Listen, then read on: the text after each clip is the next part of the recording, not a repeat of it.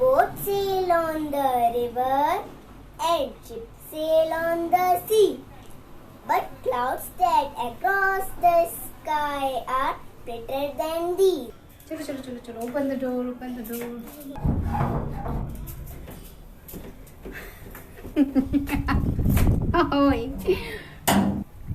Heavy rain alert के चलते जो है उत्कर्ष के स्कूल की छुट्टी हो गई है और उत्कर्ष के पापा की नहीं हुई है, तो वो तो गए हैं और धूप निकल आई। मॉम जस्ट सी, तुम स्कूल को बहुत मिस कर रहे हो। वाओ, शेडेड है यार, ये तो मजा आ गया। चलो ठीक है, तोड़ना नहीं अभी बेटू। हाँ,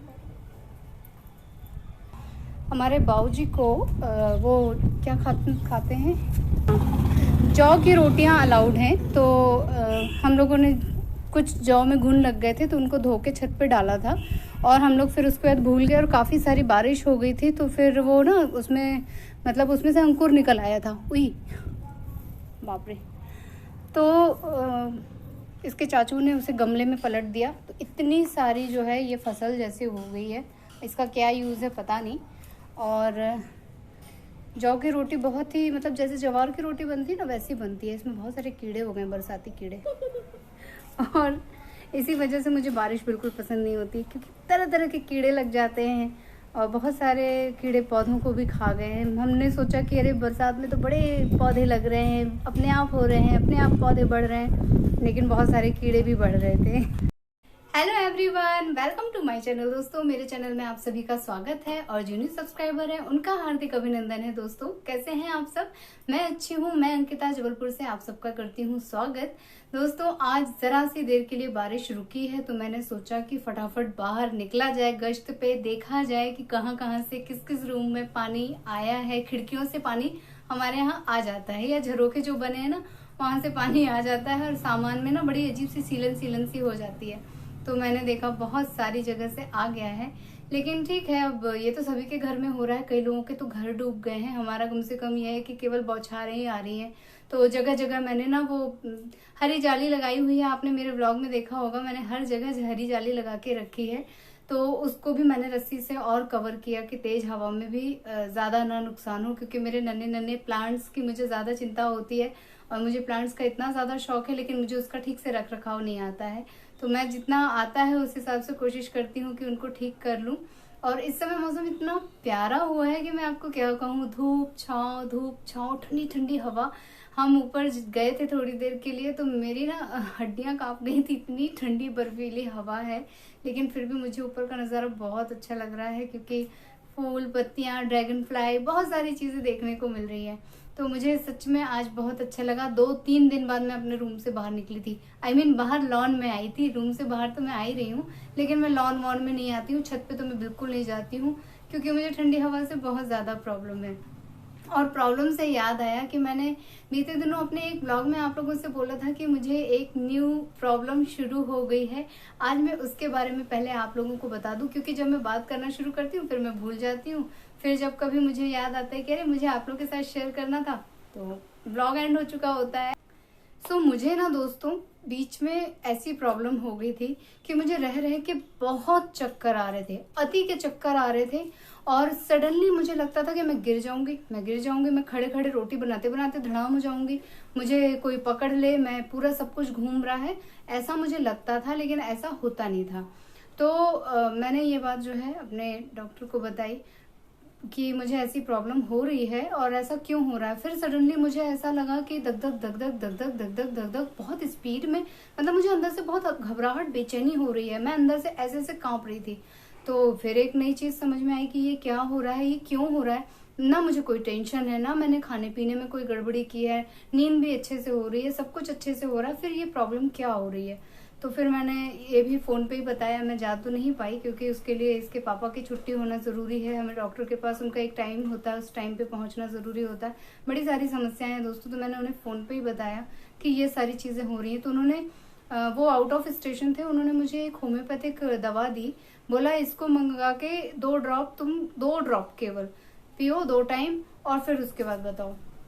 तो उससे मुझे काफी आराम आया। वो जो कपकपी हो रही थी या जो मुझे बहुत अंदर से बेचैनी घबराहट हो रही थी, उसमें मुझे बहुत आराम आया। तो फिर मैंने बाद में पूछा कि क्यों हो रहा था। फिर उन्होंने बकायदे मुझे पूरा मेडिसिन का बंच दिया आयुर्वेदिक, और उन्होंने बताया कि कुछ बॉडी में SR CSR पता नहीं क्या क्या चीज़ें होती हैं, वो बढ़ जाती हैं, उसकी वजह से ये चक्कर और ये सिर घूमना ये सब होता है। और उन्होंने मुझे एक चूर्ण जो दिया है, वो टेस्ट में तो वो जो फंकी वगैरह आती है ना, गुजरात में मिलती है, या आपने देखा होगा वैद्यनाथ की चूर्ण जो आता है जो पेट साफ करने के लिए होता है, मुझे टेस्ट तो उसका वैसा लगा। लेकिन वो नाम नहीं बताते हैं ना कि वो क्या दे रहे हैं, उनका अपना ट्रीटमेंट का तरीका है।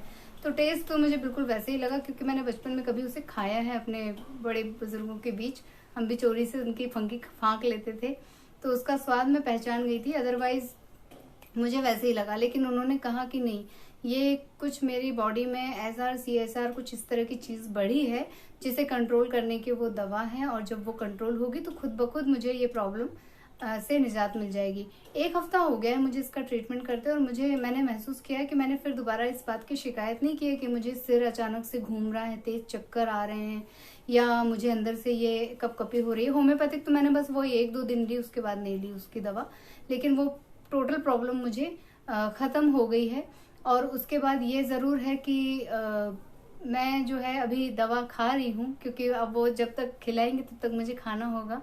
और वो यही है कि लंबा ट्रीटमेंट करते हैं, उनका ये कहना है कि कोई भी चीज़ है ना, धीरे धीरे धीरे धीरे धीरे धीरे ख़त्म किया करो। अचानक से बस एक मेडिसिन खाई और दर्द में आराम आ जाए या चक्कर में आराम आ जाए, उस ढर्रे पे काम नहीं किया करो।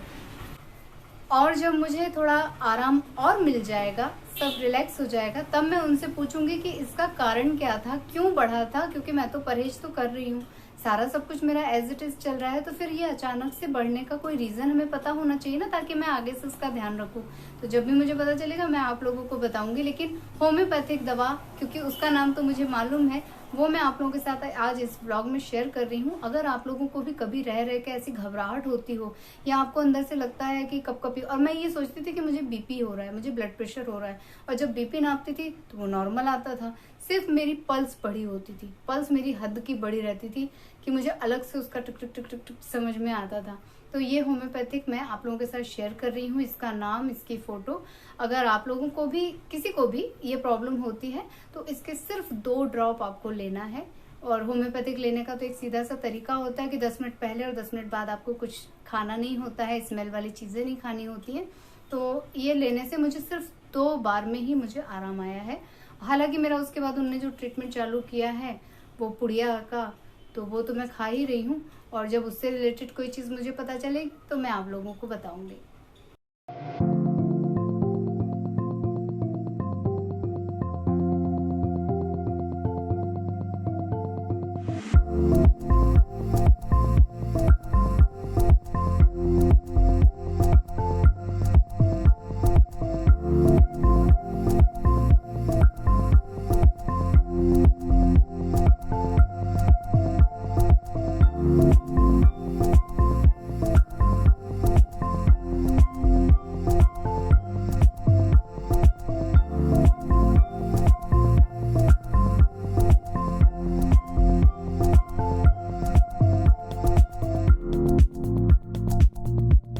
और आप लोग सोच रहे होंगे ना कि आज फिर से मैंने जो है कलाकंद की रेसिपी ही डाल दी है। क्या करूं दोस्तों, हर दूसरे तीसरे दिन बन जा रहा है कलाकंद, क्योंकि इसे बनाना बहुत आसान है, और दूसरा मेरे बाबूजी को ये बहुत पसंद है, तो उनको हम और ज़्यादा कुछ चीज़ें नहीं दे सकते हैं। वैसे भी मैं जब बनाती हूँ तो थोड़ी सी मात्रा बनाती हूँ, तो 1-1, 2-2 पीस ही सबको मिलते हैं, और फिर ख़त्म हो जाता है, फिर हम नया बना लेते हैं। तो मुझे लगता है कि घर की बनी चीज़ें ही अच्छी लगती हैं, अच्छी रहती हैं। और मैं 1 दिन कलाकंद खाती हूँ, 2-3 दिन फिर परहेज करती हूँ। मेरा तो यही हिसाब किताब है। मुझे अच्छे से मालूम है कि मुझे स्टमक प्रॉब्लम है, मुझे ये सारी चीज़ें हमेशा रहने वाली हैं, और मुझे उसमें खाने का मन भी करता है, तो मैं ऐसे ही करती हूँ कि थोड़ी सी चीज़ खाती हूँ और परहेज में अच्छा खासा कर लेती हूँ। अपनी डाइट पे सबसे ज़्यादा मेरा वर्क होता है, और मैं बहुत सिलेक्टेड चीज़ें खाती हूँ जो हेल्दी भी हो, मुझे ताकत भी दे, एनर्जी भी दे, और मुझे नुकसान भी ना करे। और ये सारे नन्हे नन्हे से फूल ना पूरे हवा से इधर उधर हो जा रहे हैं, तो और ज़्यादा सुंदर लग रहा है। बहुत ही ज़्यादा प्यारा सा नज़ारा है मेरी खिड़की से। और बस यही है कि ये खिड़की खोलने का मौका मुझे 3-4 दिन बाद मिला है, इससे पहले तो मैं अंदर दुबकी बैठी थी। सो दोस्तों, आज का व्लॉग मैं यहीं इसी रेमेडी के साथ, इसी छोटी सी टिप्स के साथ यहीं पे एंड कर रही हूँ। आप लोग अपना खूब खूब ख्याल रखिएगा, खूब आशीर्वाद दीजिएगा मुझे। और बस मैं यही चाहती हूँ कि जैसी भी मेरी हेल्थ है, मैं सब चीज़ों से लड़ते हुए आप लोगों तक पहुँचूँ, आप लोगों से मिलूँ, आप लोगों तक अपनी बातें पहुँचाऊँ। ढेर सारी हम बातें करें, हम मिलके अपनी एक नई फैमिली जो है हमने बनाई है उसको बस कंटिन्यू करते रहें। तो आप लोगों में से जो लोग नए हैं, प्लीज मेरे चैनल को सब्सक्राइब कीजिएगा, वीडियोस को लाइक कीजिएगा और अपने फैमिली और फ्रेंड्स के साथ उसे शेयर कीजिएगा दोस्तों। और इसी तरह अपना प्यार आशीर्वाद बनाए रखिएगा। मैं मिलती हूँ अपने नेक्स्ट वीडियो में, तब तक के लिए take care, tata, bye bye. Bye bye and thank you for watching. ए जिंदगी गले लगा ले, ए जिंदगी गले लगा ले। हमने भी तेरे हर एक रंग को गले से लगाया है ना। ए जिंदगी गले लगा ले, ए जिंदगी गले लगा ले।